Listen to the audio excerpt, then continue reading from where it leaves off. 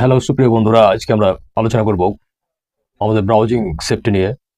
আমরা যারা Google search engine ব্যবহার করি, সেখানে আমাদের সেটিংসের যে নিয়মগুলি আছে সেই নিয়মগুলো সম্বন্ধে আলোচনা করব। তার মধ্যে একটি আজকে আলোচনা করব সেফ ব্রাউজিং নিয়ে, যেখানে অনেক রকম কিছু আমাদের ট্র্যাক হতে পারে, হ্যাক হতে পারে, বিভিন্ন রকম তথ্য চুরি হতে পারে।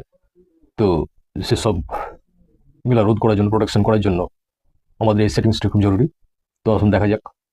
তো আমরা প্রথমে যাব আমাদের ক্রোম ব্রাউজারে, সার্চ ইঞ্জিনটি।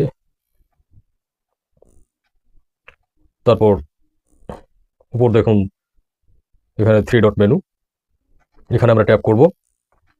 ট্যাপ করার পরে স্ক্রল করে দেখুন এখানে যে সেটিংটি আছে, এই সেটিংসে আমরা ট্যাপ করব।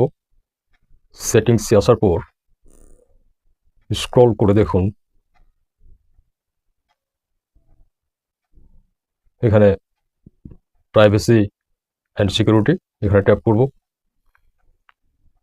তারপর দেখুন এখানে দেখতে পাবেন সেভ ব্রাউজিং, এই সেভ ব্রাউজিংয়ে আমরা ট্যাপ করব।